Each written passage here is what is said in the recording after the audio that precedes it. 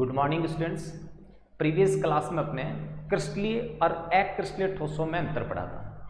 एक महत्वपूर्ण अंतर आया था समदैशिकता और विषमदैशिकता।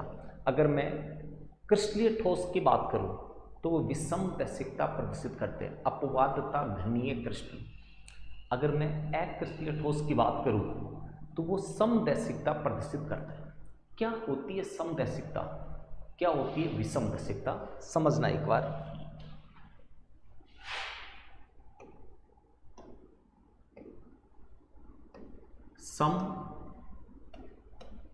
समदैशिकता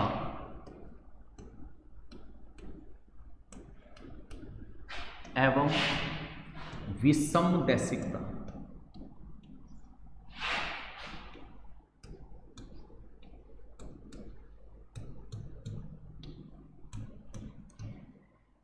इसको अपने इंग्लिश में बोलते हैं आइसोट्रोपी, आइसोट्रोपी या आइसोट्रोपिक सब्सटेंस। आइसोट्रोपी भी बोल सकते हैं, सब्सटेंस की बात करें तो आइसोट्रोपिक सब्सटेंस। आइसो का मीनिंग है, आइसो का मतलब था सेम, समान। इसका मीनिंग था पोजीशन और प्रॉपर्टी, स्थान, समान स्थान। अगर मैं समदैशिक पदार्थ की बात करूं, मतलब ऐसे पदार्थ जिनको किसी भी तल से विभाजित किया जाए, X X, Y X, Z X, विभाजित तल हर दिशा में समान भौतिक गुण प्रदर्शित करे तो वो पदार्थ समदैशिक पदार्थ कहलाता है। असमान भौतिक गुण प्रदर्शित करे तो विषमदैशिक पदार्थ कहलाता है। ये गुण क्रम से समदैशिकता और विषमदैशिकता कहलाते हैं। जैसे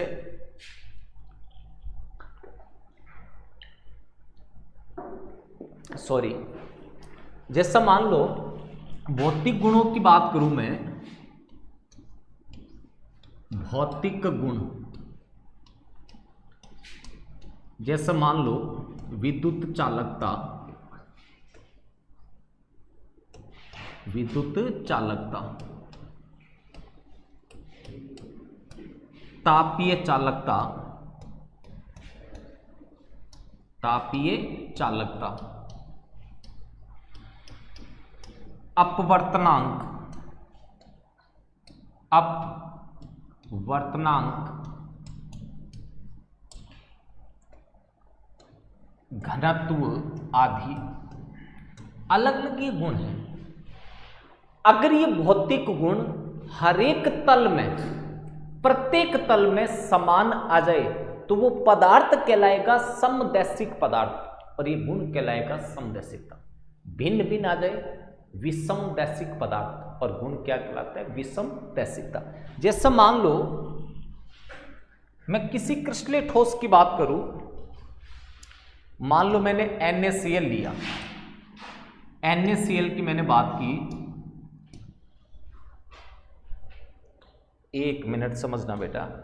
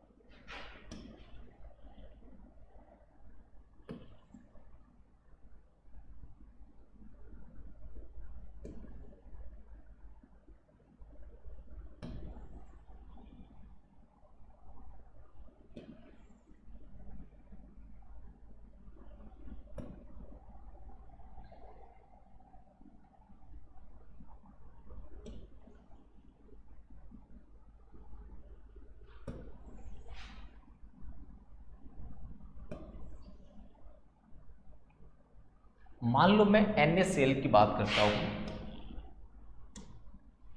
ये वाला जो पार्ट है मान लो ये Na+ को रिप्रेजेंट कर रहा है, ये पार्ट Cl- को, साइज मैंने सेम लिया, वैसे Na+ का साइज छोटा होगा, Cl- का साइज बड़ा होगा। अब अगर मान लो मैं इसे इस प्लेन से कट करता हूं, इस प्लेन से, इसको मैंने AB प्लेन नाम दे दिया, तो पूरे प्लेन के ऊपर देखो Na+ का पार्ट आ रहा है, Cl- का। एक्चुअल में तो मैं इसको यहां से कट करूंगा, तो इधर एक बार प्लस का पार्ट आएगा, Cl- Na+, Cl- Na+, Cl का आकार अलग है, Na का आकार अलग है, दोनों का आयतन अलग है, घनत्व अलग है, तो इनकी जो अपवर्तनांक, चालकता, थर्मल चालकता मतलब विद्युत चालकता, उष्मा चालकता, सब गुण अलग अलग आएंगे। अगर मैं इसे PQ तल से डिवाइड करता हूं, इस तल से, तो अलग गुण आते हैं। अब देखो सारे Na के पार्टिकल्स आए, इधर सारे Cl के पार्टिकल आए, यहां मैं अगर इसको इस तरह से कट करता तो अलग सिचुएशन आती। तो ये इधर तो क्या कर रहा है, असमान गुण दर्शा रहा है, इधर समान दर्शा रहा है, तो इधर समदैशिकता है, इधर विषमदैशिकता है, तो ओवरऑल क्रिस्टल में सभी दिशा में समान गुण नहीं आया, इसका मतलब ये विषमदैशिकता प्रदर्शित करता है, ये क्रिस्टलीय ठोस के लिए। जबकि अक्रिस्टलीय ठोस में कोई निश्चित व्यवस्था ही नहीं है, निश्चित व्यवस्था नहीं, इसका मतलब कण रैंडमली अनियमित रूप से बिखरे हुए, तो वो समदैशिकता प्रदर्शित करते हैं। तो अपने छोटी सी लाइन याद रखनी है कि जो पदार्थ सभी दिशाओं में समान भौतिक गुण प्रदर्शित करे समदैशिक पदार्थ, और जो असमान भौतिक गुण प्रदर्शित करे विषमदैशिक पदार्थ कहलाते हैं। ये गुण क्रम से समदैशिकता और विषमदैशिकता कहलाते हैं। नेक्स्ट पॉइंट पे बात करें अपने क्रिस्टलीय ठोसों के प्रकार की, अगर मैं बात करूं क्रिस्टलीय ठोसों के प्रकार, क्रिस्टलीय ठोसों के प्रकार, क्रिस्टलीय ठोसों के प्रकार। क्रिस्टलीय ठोसों को अंतराण्विक आकर्षण बलों के आधार पर 4 मुख्य भागों में विभाजित किया। वो 4 भाग समझना कौन कौन से हैं। नंबर 1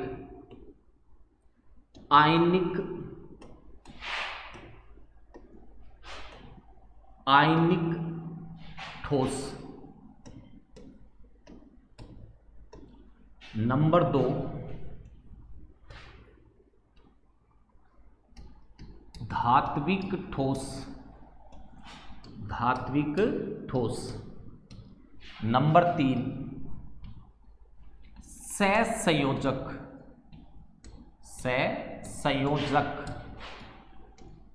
या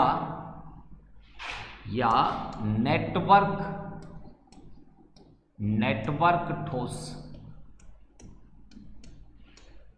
और 4 नंबर पे है आणविक ठोस।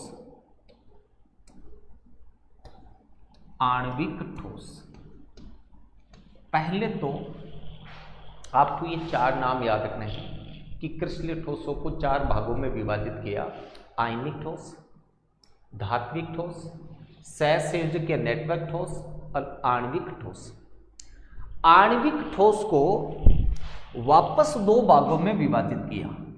नंबर 1 हाइड्रोजन बंधित ठोस, जिनमें हाइड्रोजन बंध हो, हाइड्रोजन बंधित ठोस। दूसरा हाइड्रोजन अबंधित, जिनमें हाइड्रोजन बंध नहीं हो, वांडरवाल बंध से बंधित होते हैं, वांडरवाल बल से बंधित ठोस। इनको फिर 2 भागों में बांटा। वांडरवाल बल से जो बंधित है ध्रुवीय ठोस और अध्रुवीय ठोस। तो अपन इन चारों की अलग अलग चर्चा करेंगे। आपको क्या करना है, जो भी बुक आपके पास है उसमें एक टेबल दी हुई है चारों ठोस की, टेबल में पॉइंट्स दे रखे हैं, किस किस पॉइंट के आधार पर इनमें क्या क्या गुण आएंगे। आपको कोई एक पॉइंट एग्जाम में देंगे कि इस पॉइंट की व्याख्या चारों ठोसों के लिए करिए। ऐसा नहीं आपके कि चारों ठोस समझाए, ऐसा कभी कुछ नहीं आएगा। एक आधारभूत पॉइंट दे देंगे कि इस पॉइंट के आधार पर व्याख्या कीजिए। तो अब अपने एक एक ठोस ले रहे समझना। सबसे पहले मैंने लिया 1 नंबर पे आयनिक ठोस। आयनिक ठोस, आयनिक ठोस। फिक्स पॉइंट लेकर चलने आपको, जिन पॉइंट के आधार पर व्याख्या करनी है। पहला पॉइंट है इसमें पॉइंट नंबर ए, बंध की प्रकृति। बंध की प्रकृति कि कौन सा बंध होगा। एक बात आपको बता दूं, इनका जो नाम दिया है वो इस बंध के आधार पर ही दिया है। आयनिक ठोस मतलब इनमें आयनिक बंध है। आयनिक ठोस का मतलब कौन सा? आयनिक बंध। तो बंध की प्रकृति क्या लिख दूं? आयनिक या स्थिर वैद्युत आकर्षण बल। स्थिर वैद्युत आकर्षण बल, बस इतना ही लिख के छोड़ना है। अपन चारों में अलग अलग पढ़ेंगे क्योंकि इतना बड़ा बोर्ड नहीं है कि चारों एक साथ आ जाए। आयनिक ठोस में यदि बंध की प्रकृति पूछे तो आप लिखोगे आयनिक या स्थिर वैद्युत आकर्षण बल, जो सबसे स्ट्रांग आकर्षण बल होता है। अगर आपसे ये पूछे सबसे प्रबलतम आकर्षण बल किस में होता है तो वो इसी में होगा। पॉइंट नंबर 2 की मैं बात करूं, बी पॉइंट की, पॉइंट नंबर 2 अवयवी कण। अवयवी कण कि कौन से कणों से मिलकर बना है। आपका आंसर हो जाएगा आयन। आयन का मतलब धनायन भी और ऋणायन भी। मैं किसी भी आयनिक यौगिक की बात करूं, NaCl, KCl, MgCl2 कोई सा भी लेता हूं, वो आयन से बनता है, धनायन और ऋणायन से। सी पॉइंट समझना, बंध की प्रकृति आ गई, अवयवी कण आ गई। अब मैं अगर इसकी भौतिक प्रकृति की बात करता हूं, भौतिक प्रकृति, तो भौतिक प्रकृति में आपको बताना है ये कठोर होते हैं। कैसे होते हैं? कठोर। जैसे आपने नमक देखा होगा, नमक काफी हार्ड होता है, कठोर होता है। बट इनमें एक ये सिचुएशन है, जैसे मान लो ये इस तरह से जुड़ा, plus minus plus minus minus plus minus plus plus minus plus minus minus plus minus और प्लस, ये है सिचुएशन। अब ऐसे समझो जैसे ही आप इसको तोड़ने के लिए फोर्स लगाओगे ऐसे, इस तरह से, तो ये परत इधर जाएगी और ये इधर जाएगी, तो ऐसी सिचुएशन बन जाएगी, समझना। Plus minus plus minus minus plus minus plus, यहां लिख देता हूं माइनस प्लस माइनस प्लस, यहां माइनस प्लस माइनस प्लस, थोड़ी इधर आ जाती है कोई गलती। अब यहां वाली परत की मैं बात कर रहा हूं, यहां देखो सेम चार्ज पास में आ गए, सेम चार्ज पास में आती रिपल्सन होगा तो ये सारे पार्टिकल्स टूट के दूर दूर हो जाएंगे, मतलब ये बारीक छोटे छोटे पीस में टूट जाएगा। इस गुण को नाम देते हैं भंगुरता। कठोर व भंगुर प्रकृति के होते हैं। भौतिक प्रकृति पूछे क्या लिखोगे? कठोर तथा भंगुर। अगला पॉइंट समझना, डी पॉइंट, विद्युत चालकता, या सीधा चालकता लिख देता हूं मैं इसको, चालकता। अगर मैं इनके ठोस अवस्था में बात करता हूं, ठोस, तब तो आपको लिखना है अचालक या कुचालक। मतलब ठोस अवस्था में आइंस आपस में प्रबल आकर्षण बल से बंधे होते हैं, वो मुक्त अवस्था में नहीं होते, इसलिए वो विद्युत का चालन नहीं करते। अगर मैं इसे गलित अवस्था में, गलित या जलीय विलयन में लेता हूं, जलीय विलयन, तब आपको लिखना है विद्युत चालकता प्रदर्शित करता है, यानी कि विद्युत के चालक हो जाए। A B C D 4 point हो गए। 5वां पॉइंट, अगर मैं इनके गलनांक की बात करता हूं, ई गलनांक, तो आयनिक ठोसों के गलनांक के लिए आपको लिखना है उच्च, इनका गलनांक उच्च होता है। और लास्ट एग्जाम्पल, तो एग्जाम्पल तो सोचना ही नहीं है, सभी आयनिक यौगिक, सभी आयनिक यौगिक, जितने भी आयनिक यौगिक है वो सारे के सारे आयनिक ठोस कहलाते हैं, जैसे NaCl, KCl, MgCl2, CaCl2 आदि। मतलब जहां पे भी आपको आयनिक यौगिक मिले, समूह फर्स्ट और समूह सेकंड के तत्वों से बने हुए यौगिक है धातुओं के साथ मिलते हैं, वो आयनिक यौगिक है। सेकंड समझना, 2 नंबर, धात्विक ठोस, धात्विक ठोस, मेटेलिक ठोस, वही पॉइंट लेने आपको, सेम 5 पॉइंट लेने हैं। बंध की प्रकृति, अवयवी कण, भौतिक प्रकृति, चालकता, गलनांक। तो ऐसे समझना, पहला पॉइंट मैंने लिया बंध की प्रकृति, बंध की प्रकृति। दूसरा पॉइंट मैंने लिया अवयवी कण, अवयवी कण। तीसरा पॉइंट मैंने ले लिया भौतिक प्रकृति, भौतिक प्रकृति। चौथा पॉइंट मान लो मैंने ले लिया चालकता। 5वां पॉइंट मैंने ले लिया गलनांक, गलनांक। तो अब इसमें समझना, बंध की प्रकृति की बात करें तो इसमें बंध लिखना है, उसी के आधार पर ठोसों को नाम दिया था धात्विक बंध। ठोस कौन, सॉरी बंध कौन सा हुआ, धात्विक बंध, इसलिए इनको धात्विक ठोस कहते हैं।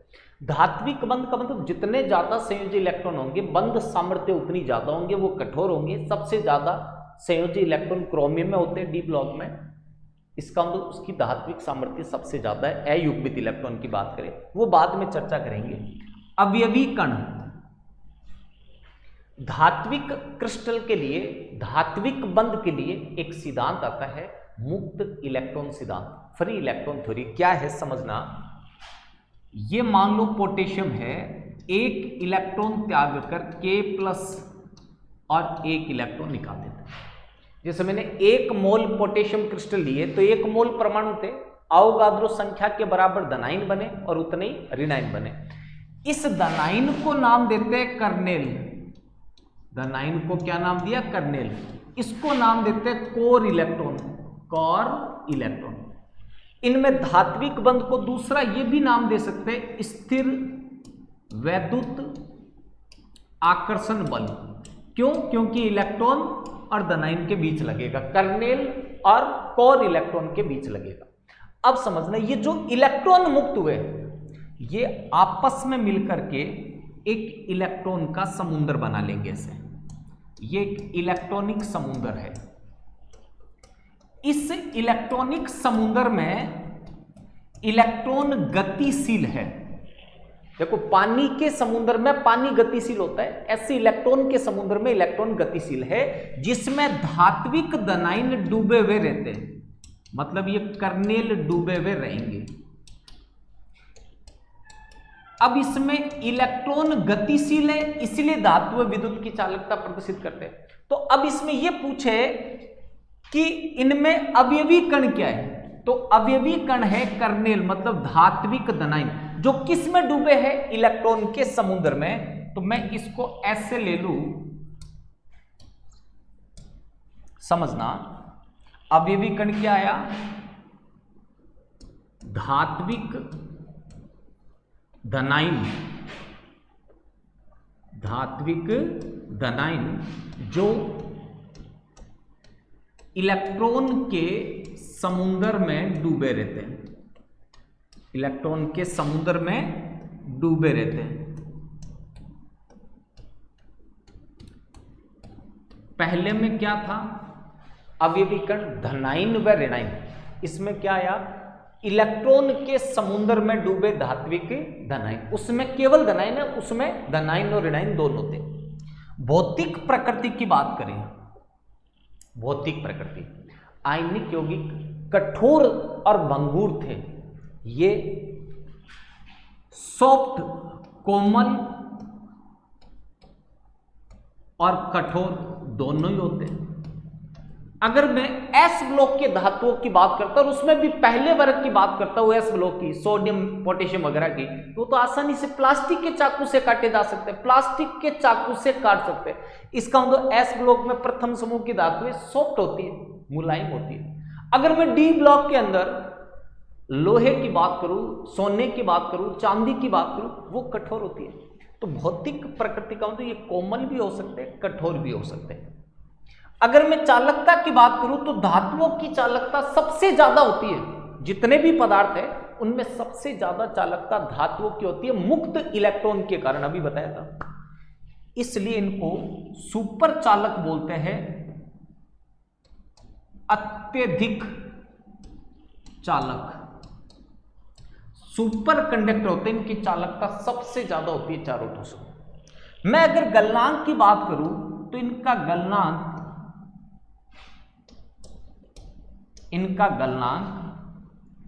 कम से बहुत अधिक हो सकते हैं। जैसे मैंने मरकरी की बात की तो गलनांक बहुत कम है, मैंने लोहे की बात की, सोने की बात की तो बहुत ज्यादा है। इसका मतलब टंगस्टन वगैरह और भी बहुत है। इसका मतलब इनका गलनांक कम भी हो सकता है, ज्यादा भी हो सकता है। सॉफ्ट है तो कम होगा, कठोर है तो ज्यादा होगा। आयनिक में फिक्स था उच्च गलनांक, यहां उच्च नहीं, कम भी हो सकता है, निम्न भी हो सकते हैं, उच्च भी हो सकते हैं। नेक्स्ट समझना, थर्ड नंबर, 3 नंबर, सहसंयोजक ठोस, सहसंयोजक ठोस या नेटवर्क ठोस, नेटवर्क ठोस, नेटवर्क ठोस।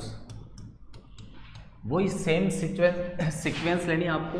ए पॉइंट, बंद की प्रकृति, बंद की प्रकृति में सीधा लिख देता हूं, सहसंयोजक बंध,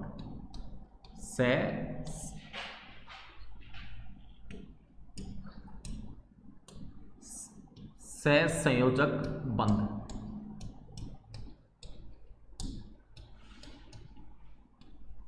सहसंयोजक बंध। बी पॉइंट, अवयवी कण, अवयवी कण, उसमें पहले में अवयवी कण थे धनायन और ऋणायन, सेकंड में क्या थे, इलेक्ट्रॉनिक समुद्र में डूबे धनायन।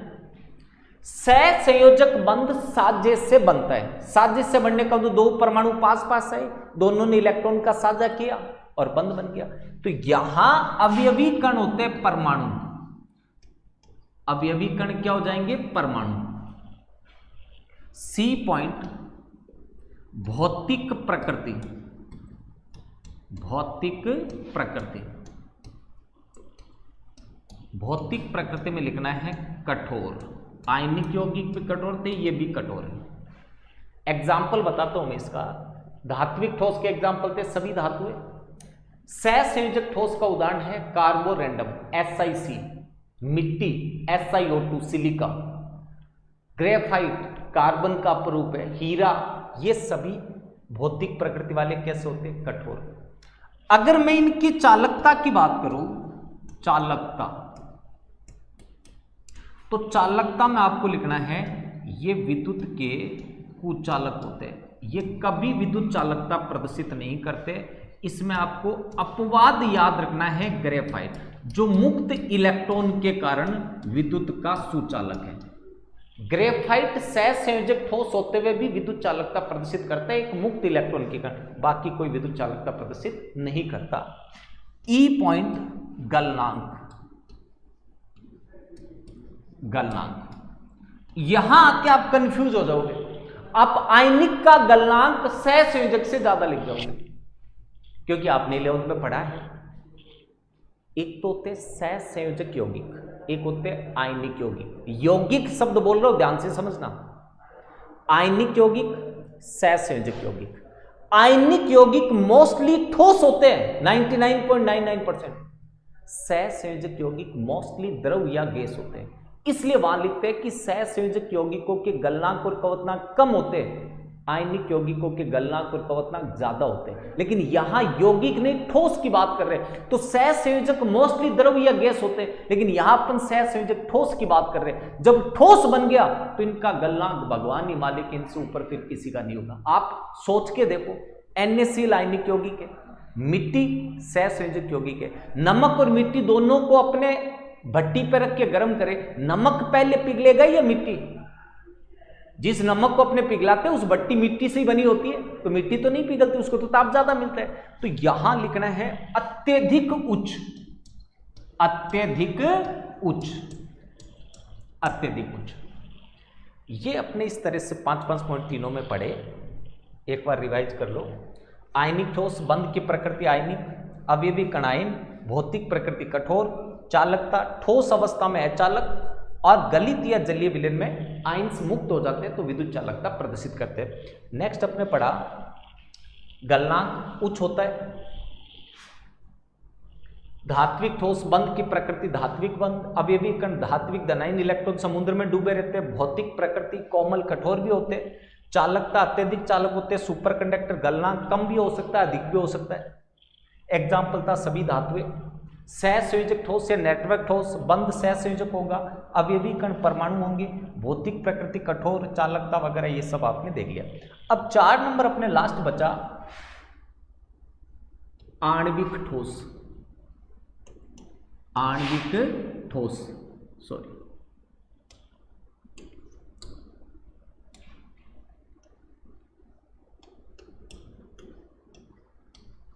आणविक ठोस।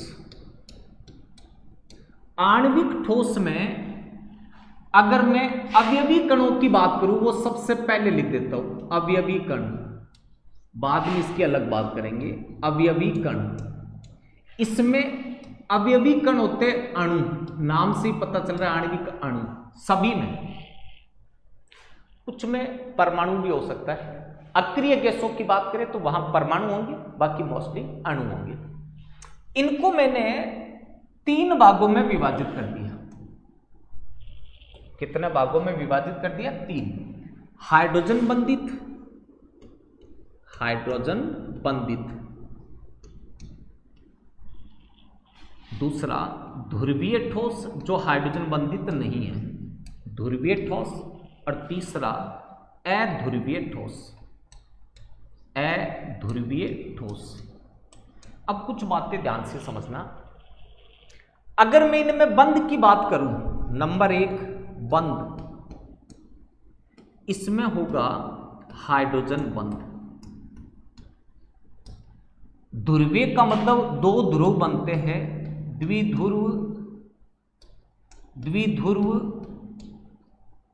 आकर्षण बल, द्विध्रुव द्विध्रुव आकर्षण बल। वांडरवाल बल का ही प्रकार है ये, पहला प्रकार होता है द्विध्रुव द्विध्रुव आकर्षण बल। इसमें बंध जो होगा वो होगा लंदन बल, लंदन बल या परिक्षेपण बल, परिक्षेपण बल।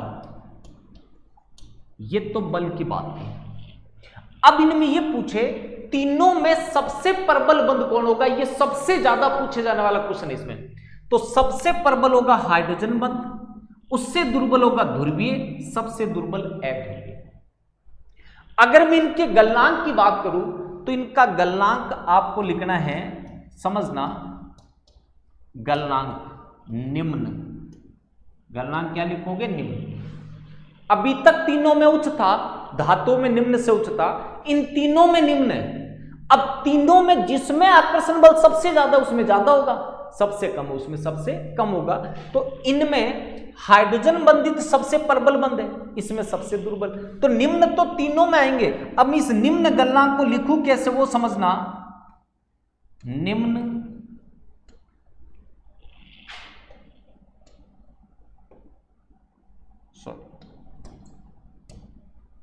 निम्न निम्न, इन तीनों निम्न को अलग अलग विभाजित कैसे करूं वो समझना। कम तो तीनों का है, इसका थोड़ा से कम है, ज्यादा कम नहीं है, तो इसको लिखूंगा मैं सामान्य निम्न। क्या लिख दिया मैंने? सामान्य निम्न, नॉर्मल लो है। इसको मैंने केवल निम्न लिखा, इसको मैंने लिखा निम्नतम, लोवेस्ट। तो इन तीनों के गलनांक का क्रम पूछे तो ये आएगा। अपने कहे वो तो गरीब है, दूसरे कहे कि वो तो सामान्य गरीब है, तो ये इनमें थोड़ा सा फर्क याद रखना है। अवयवीकरण तीनों के लिए बता दिया, अणु होंगे, आकर्षण बल का क्रम ये होगा, गलनांक का क्रम ये होगा। अब मैं अगर इनके लिए विद्युत चालकता की बात करूं या केवल चालकता लिख दूं, चालकता, तो तीनों के लिए लिखना है अचालक या कुचालक। आणविक ठोस कभी भी विद्युत चालकता प्रदर्शित नहीं करते, चाहे वो हाइड्रोजन बंधित हो, चाहे ध्रुवीय हो, चाहे अध्रुवीय हो। अगर मैं इनके एग्जाम्पल की बात करूं, समझना, हाइड्रोजन बंधित के एग्जाम्पल ले रहा हूं। हाइड्रोजन बंधित, तो हाइड्रोजन बंध किस में बनता है? हाइड्रोजन हमेशा फोन पे बात करता है, फ्लोरीन, ऑक्सीजन, नाइट्रोजन। इन तीनों में से कोई भी हाइड्रोजन के साथ है तो हाइड्रोजन बंद होगा। तो एग्जाम्पल बना HF, NH3, H2O। इसका अगर मैंने एक H हटाया, एमीन बन गया, इसका एक H हटाया, एल्कोहल बन गया। तो एल्कोहल, जल, एमीन, अमोनिया, HF, अगर ये ठोस अवस्था में तो हाइड्रोजन बंधित ठोस है। ध्रुवीय ठोस की बात करूं, ध्रुवीय ठोस, तो ध्रुवीय तब होगा जब परमाणुओं की विद्युत ऋणताओं में अंतर हो। तो जैसे मैंने ये लिया HCl, HBr, HI, भिन्न भिन्न परमाणु से बने हुए ठोस ले लिए। अध्रुवीय की बात करें, अध्रुवीय ठोस, तो अध्रुवीय ठोस में आपको याद रखना है समान परमाणु से बने वो I2, Br2, S8, P4 और एक CO2 याद रखना है, रेखीय ज्यामिति होने से अध्रुवीय। तो इस तरह से अपने आज चारों तरह के ठोस, क्रिस्टलीय ठोस पढ़े, आयनिक ठोस के लक्षण बताए, नेक्स्ट अपने धात्विक ठोस पढ़े, फिर सहसंयोजक पढ़े, और लास्ट अपने आणविक पढ़े। आणविक का क्वेश्चन ज्यादा आता है, इनके गलनांक के आकर्षण बल का क्रम लेकर के। आपको इतना कुछ याद रखने की जरूरत नहीं है, आपकी बुक में एक छोटी सी टेबल दे रखी है, कोई सा एक पॉइंट पूछेगा, जैसे आपको चालकता का पूछ लिया तो आप चालकता ही समझाओगे, जैसे आयनिक ठोस, ठोस अवस्था में कुचालक, गलित या जलीय विलयन में सुचालक, सहसंयोजक कुचालक, अपवाद है ग्रेफाइट, धात्विक सुपर चालक होंगे, सबसे ज्यादा चालक होंगे, आणविक अचालक होगा। इस तरह अपनी ये टॉपिक पूरा हुआ, बाकी नेक्स्ट क्लास में बात करेंगे। Thank you, have a nice day, भगवान आप सभी का भला करे।